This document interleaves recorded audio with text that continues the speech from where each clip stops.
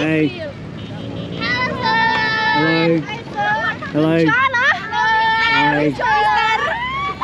Hello from Medan, Sumatra, the largest city on the world's 6th largest island. In this video, I'm going to be walking around the city of Medan, showing you what it's like. It's my 3rd time in Indonesia. I've previously been to Java and Bali, so I am very excited for this series on this exotic and tropical island.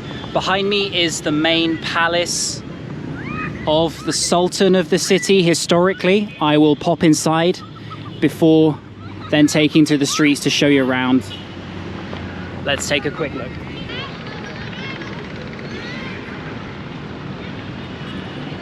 Okay, so 10,000 rupiah to enter.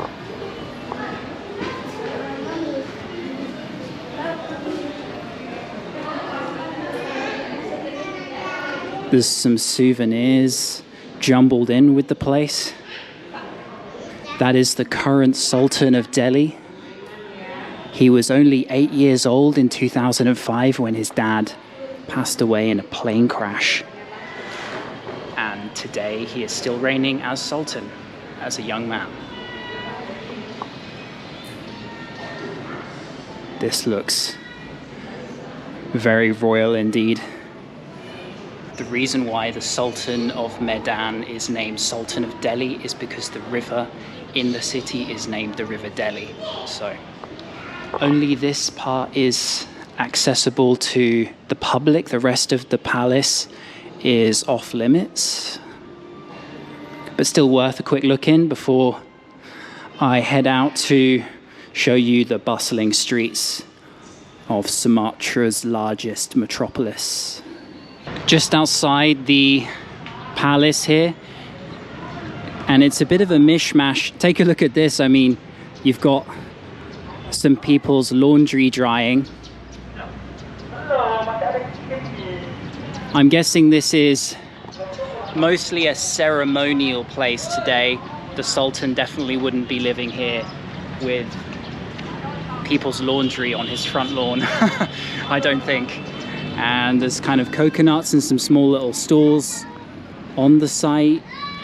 People selling little trinkets and things. What is your name? Jason. Hi. Hi.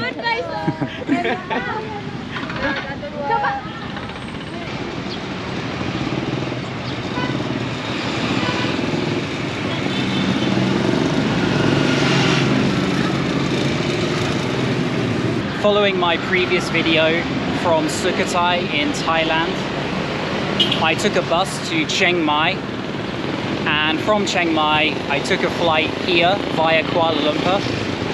From Kuala Lumpur it's only an hour to get to Medan. Very cheap flights, £30 or so with AirAsia.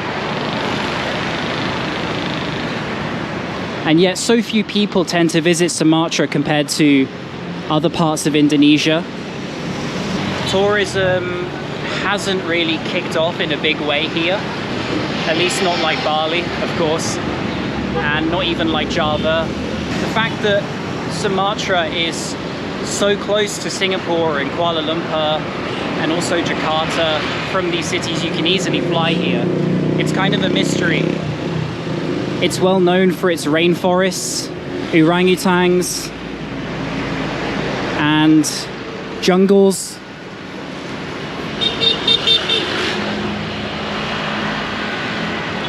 And so Medan is kind of the first port of call for most people who visit the island. Food places here. Hello. You can see how friendly everybody is. Almost anyone will wave or say hi or smile at me. It's that kind of feeling that when I walk around, you get a lot of attention, which you can't say for everywhere else in Southeast Asia. So that's how you know sometimes that where you are is a bit more off the beaten path.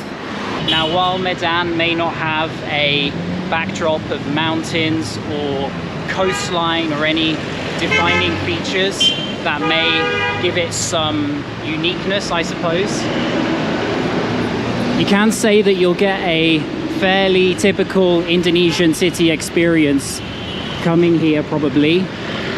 Heavy traffic, good food, street food, and a kind of freedom.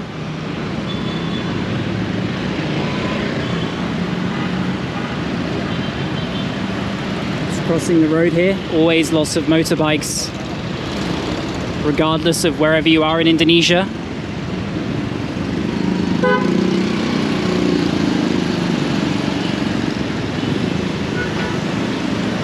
So while I make my way down this road towards one of the more historical streets just ahead, I'll recap my previous 2 visits to Indonesia. The first time was in 2018, where I visited Java. I arrived in Jakarta and across a whole month made my way from west to east of the island all the way to Banyuwangi. I had some amazing experiences there. Kawah Ijen, the volcano of the blue fire, watching the sunrise with Mount Bromo in front of me. After a month in Java, I also visited Bali but never made a video there. I just was there for a few days on kind of a holiday and a filming break. One day I think I will go back to Bali and make some videos, but I think for now I want to focus on some more off the beaten path places. I'm sure there will be a time and place for me to return to Bali.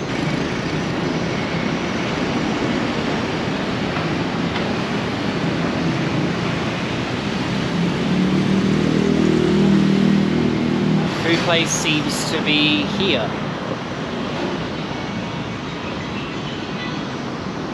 Hi. Soto Medan. Hi. Just one person. Yeah, one person.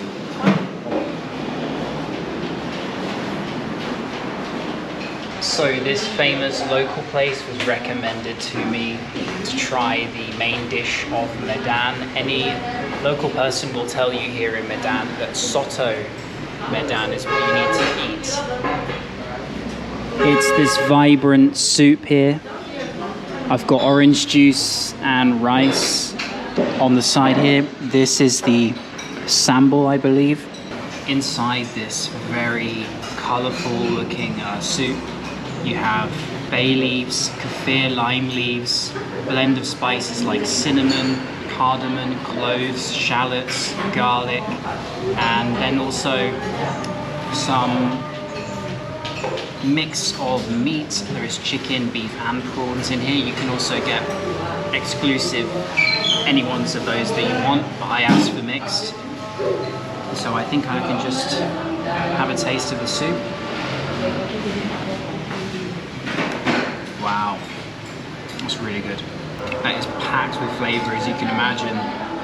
It's this yellow, greenish coconut milk flavor with the tanginess of lime and kaffir leaves and all the ingredients in that. That's delicious. Wow. Very good. Okay, so Soto Medan down. That was beyond my expectations. One thing I didn't mention yet is for British passport holders and various other countries like European countries, Americans, you need to check the list, but it's 500,000 rupiah for a 30-day visa on arrival. You can just pay in US dollars, you can pay in Indonesian rupiah if you already have some, or you can even pay by card, which I did. I think this is the nicest part of the city I've seen so far in terms of the architecture on this historical street. Traffic constantly buzzing away to my right hand side, and also people smiling on their bikes. So I was walking to the end of this street to get to Merdeka Walk and Merdeka Park, one of the main public gathering spots in the city. However, it is under construction right now, and so it looks like it's totally closed. I will continue walking anyways. See if I can find anything interesting.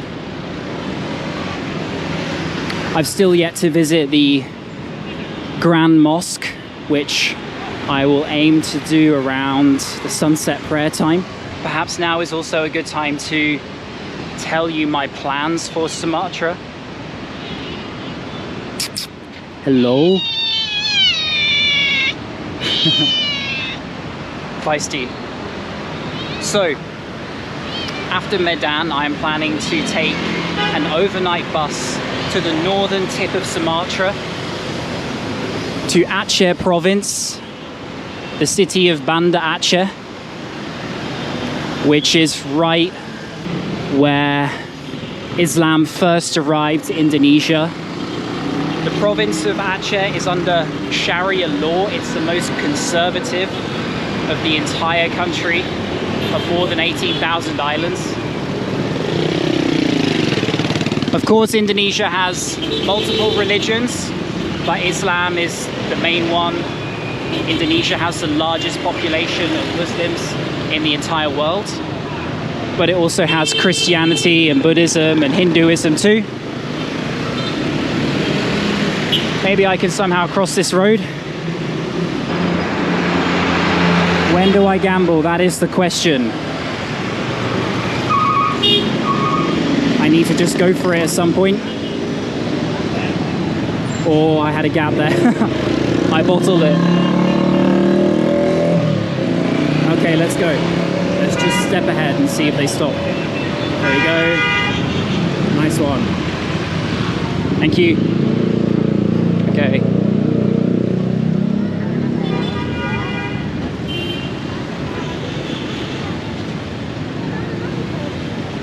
So, after Banda Aceh, I will consider from there taking a boat to a nearby island, or I will just return back here to Medan for the main course, the main meat of my trip, which is to go orangutan trekking in one of the national parks, which should be an experience of a lifetime.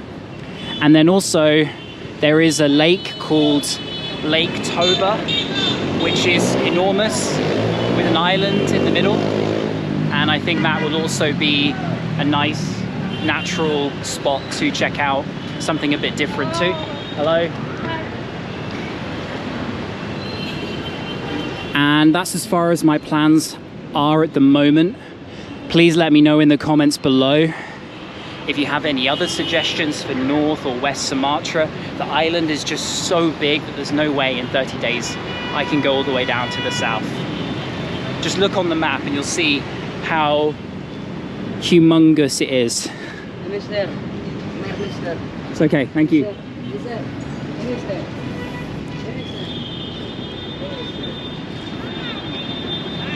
As you're watching this video, I only filmed this a couple of days ago. They are bang on live right now. This is not from 1 month ago that sometimes my backlog of videos gets to. So I will read your recommendations for places to visit and take them into account.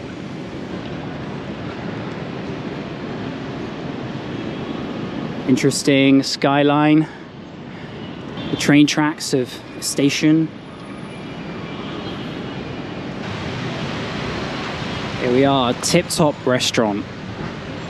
Hi, just one person. Inside? Yeah, please. Thank you.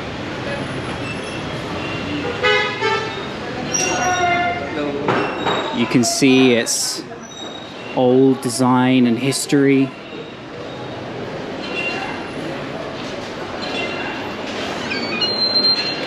Thank you. Wow. Black coffee. Terima kasih. So I have, according to their recommendation, the mocha jam, along with a black coffee. This place dates back to 1929 and is kind of the go-to place if you want to indulge in a bit of nostalgia here in Medan. And of course there is the dining area. You can eat at the restaurant behind there. I just wanted to have a look at it and try one of their homemade desserts. That is so sweet. Christ. As you can imagine, this place is more towards the middle and upper echelons of society. So a good place in the city to take a trip to the past and have a break for an hour or so if the heat or humidity is becoming a bit too much. So just coming out of Tip Top there, across the street is a well-known place. Tjong A Fie is what it's called. It is the former residence of a Chinese merchant who was the wealthiest person in the whole of Medan.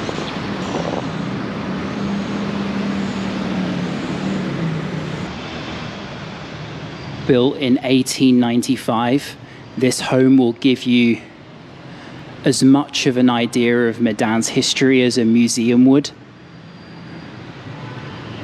It has a mixture of Victorian and Chinese styles, and this is exactly how the city's wealthiest lived during the time of Dutch colonialism and foreign interference. Pretty cool. 35,000 rupiah to enter here, and just worth a quick wander, I think. That is the man himself, Tjong A Fie. A Chinese immigrant, he rose to prominence as the interface between Dutch colonialists, the native Indonesians, and the large number of Chinese workers brought in to work the tobacco plantations. To give you an idea of his impact on this city, just look at the crowd at his funeral in 1921 on the streets I've just been walking down.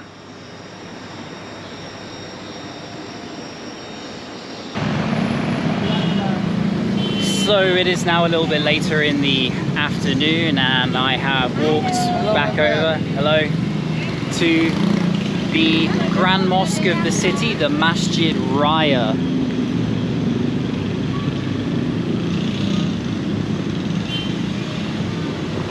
You can see the sky right now. We are close to sunset.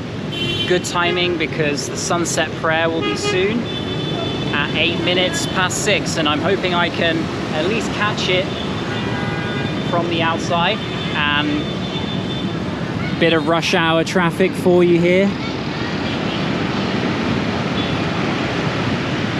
Okay, so unfortunately, just as I tried to enter the mosque there, they said that foreigners aren't allowed in after 5 p.m. I have to come between 8 a.m. and 5 p.m. But at least I can hang on outside the gate here and listen to the call to prayer when it starts, and at least I get to see this beautiful sunset.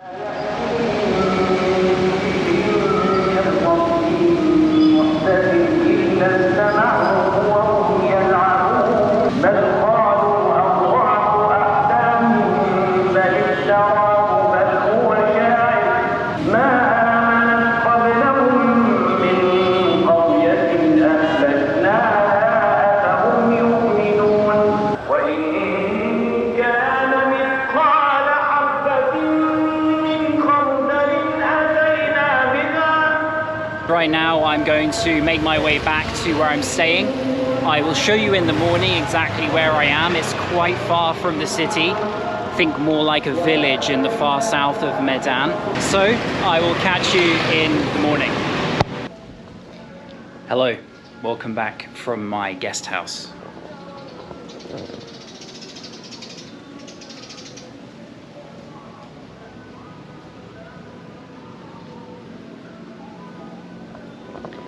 As you can see, it is a very tranquil spot with a beautiful garden area here. Passion fruits are growing on the trees there. and orchids, along with Sumatran masks. This is my room here. If you're curious, I pay just around £10 a night. I'll leave the exact amount. Private ensuite room with a double bed on the floor in this peaceful location for a very good price.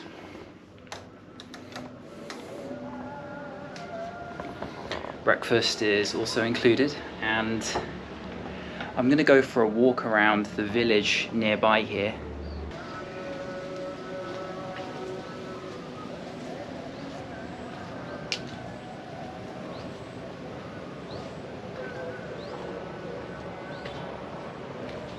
So the name of it is Bois Guest House, and as you can see, compared to the busy center where I was earlier in this video yesterday, it is around 30 minutes to 1 hour depending on traffic to get to the center. And so that's something you might need to bear in mind if you do want to stay here. But because it's remote, you get to experience this as a breakaway from the city. Hello, hello. Everyone's so friendly. So, just like a village, as I said, call to prayer going off there. Hi. And the value is very good, and it doesn't cost so much to call a Grab motorbike or even a Grab car to this road. Hello. You can, of course, stay in a hotel in the city center if you want to only be close to all the action. If you don't mind a little bit of a break, then hi. Photo? It's for YouTube. YouTube. Hi. Hello. You want to say something? Boleh foto? Welcome to Medan. Foto. Foto lah. Do you want a picture? You want to take a picture? Yeah. Okay, okay. Okay. So I decided not to go all the way back to the city today to go inside the mosque. I have an overnight bus tonight to Banda Aceh, and as that is a very religious city here in Indonesia, I think I will go inside a mosque there. I believe they have a fairly well-known or big one that's impressive. So let's do that. And I'm coming back to Medan after going north anyway at some point. So I might have time, hey, to squeeze in another video from Medan, perhaps. Let's see. So this is the village atmosphere of where I am, somewhere in the remote south of the outskirts, where everybody smiles and looks.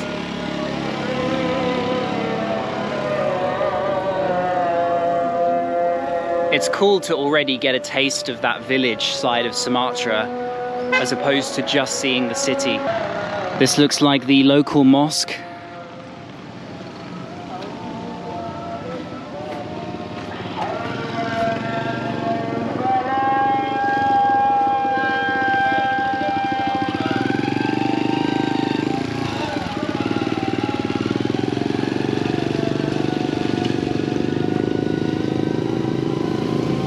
It's better to take a bike when you travel around to the city from this area because the roads are quite bumpy and the bikes are faster.